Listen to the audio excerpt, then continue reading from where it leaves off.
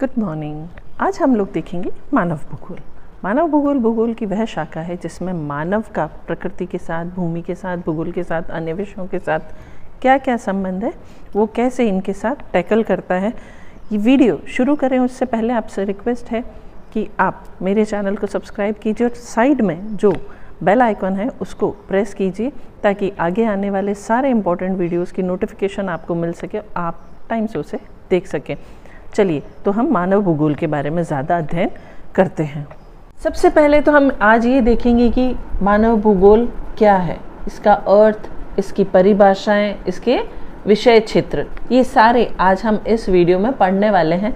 तो देखिए, मानव भूगोल जो है भूगोल की वह शाखा है जिसके अंतर्गत भौतिक या प्राकृतिक एवं मानवीय जगत के बीच जो संबंध है, मानवीय परिघटनाओं का स्थानिक वातावरण तथा उनके घटित होने के कारण एवं विश्व के विभिन्न भागों में सामाजिक और आर्थिक विभिन्नताओं का अध्ययन किया जाता है। मतलब मानव का भूगोल और प्रकृति के साथ जो संबंध है उसका अध्ययन हम मानव भूगोल के अंतर्गत करते हैं।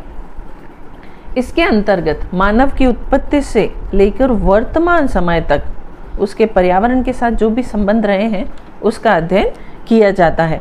किसी प्रदेश की भौतिक परिस्थितियां, भू संरचना, जलवायु, जल राशि, वनस्पति, खनिज संपदा, जीव जंतु आदि के आधारभूत तत्वों का मानव के रहन सहन एवं कार्यकलापों और उसके आचार प्रचार विचारों पर क्या प्रभाव पड़ता है, मानव किस प्रकार इन भौगोलिक तथ्यों को अपने कार्यों के लिए उपयोग में लाता है, इन सब तथ्यों का सभी प्रकार से व्यवस्थित अध्ययन मानव भूगोल के अंतर्गत किया जाता है। मतलब मानव का प्रकृति के साथ किस तरह का संबंध है, मानव उसको कैसे यूज करता है, इस सब का अध्ययन मानव भूगोल के अंतर्गत किया जाता है।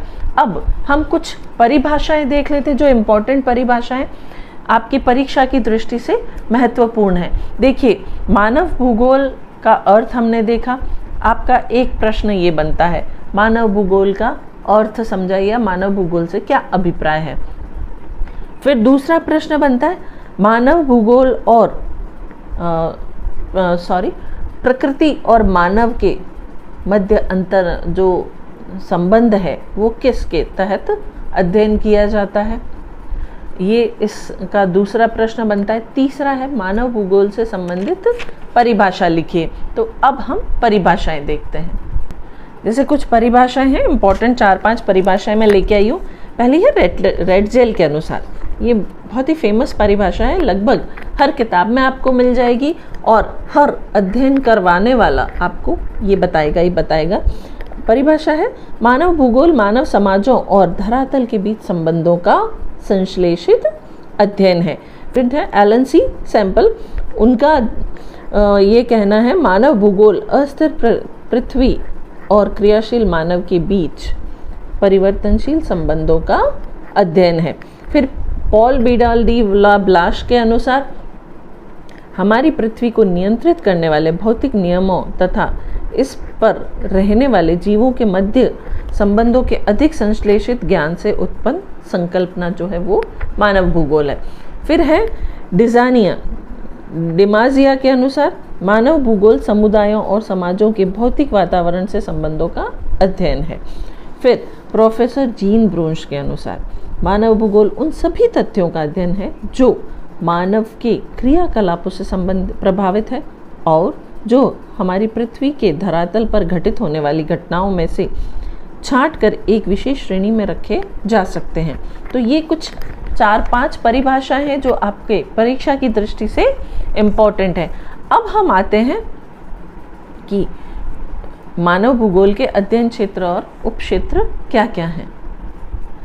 रेडजेल को आधुनिक मानव भूगोल का जनक कहा जाता है। एक इम्पोर्टेंट क्वेश्चन और है कि आधुनिक मानव भूगोल का जनक किसे कहा जाता है, तो वो है रेडजेल। उन्होंने अपनी पुस्तक एंथ्रोपोजोग्राफीज में लिखा है। देखिए, बुक का नाम है एंथ्रोपोजोग्राफीज में लिखा है, मानव को जीवित रहने के लिए वातावरण से सहयोग प्राप्त करना अनिवार्य है। अब हम आते हैं मानव भूगोल के अध्ययन क्षेत्र और उसके उप क्षेत्र। तो आपको ये टेबल नज़र आ रही है, इस टेबल को हम डिटेल से देखेंगे।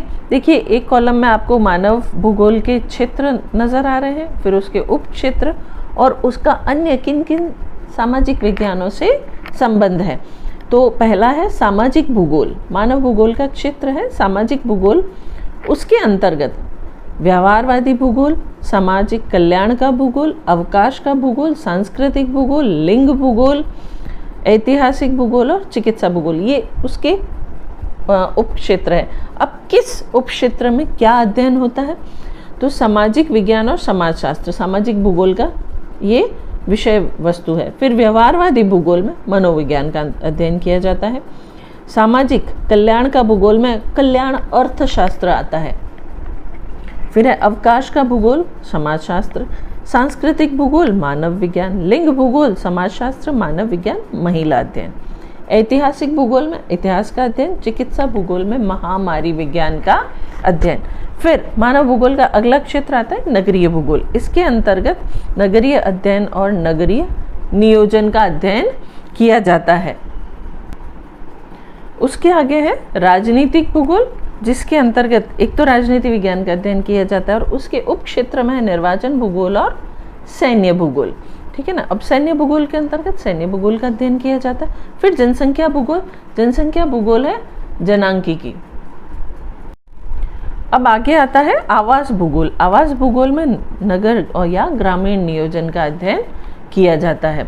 फिर आगे देखते हैं तो आर्थिक भूगोल, कुछ ये उसके विषय क्षेत्र हैं जो उप क्षेत्र कहलाते हैं। उसमें है संसाधन भूगोल, कृषि भूगोल, उद्योग भूगोल, विपणन भूगोल, पर्यावरण भूगोल, अंतर्राष्ट्रीय व्यापार का भूगोल।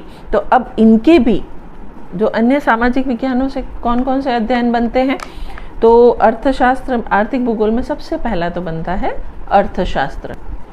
उसके बाद संसाधन भूगोल में संसाधन अर्थशास्त्र, कृषि भूगोल में कृषि विज्ञान, उद्योग भूगोल में औद्योगिक अर्थशास्त्र, विपणन भूगोल व्यावसायिक अर्थशास्त्र एवं वाणिज्य, पर्यटन भूगोल पर्यटन एवं यात्रा प्रबंध और अंतर्राष्ट्रीय व्यापार के भूगोल में अंतर्राष्ट्रीय व्यापार का अध्ययन किया जाता है। तो ये कुछ मेरे हैंड रिटन नोट्स है मानव भूगोल से संबंधित। आज के वीडियो में हमने मानव भूगोल का अर्थ, उसकी कुछ परिभाषाएं, मानव भूगोल, आधुनिक मानव भूगोल के पिता के बारे में जाना और उसके अध्ययन क्षेत्र और उप क्षेत्रों और अन्य सामाजिक विज्ञानों उसके अंतर्गत कौन क्या क्या अध्ययन किया जाता है, ये सब हमने देखा है। अब अगले वीडियो में हम मानव भूगोल के अंतर्गत पढ़ने वाले कुछ अन्य विषयों से संबंधित कुछ अध्ययन करेंगे। Till then, stay tuned with me. Thank you.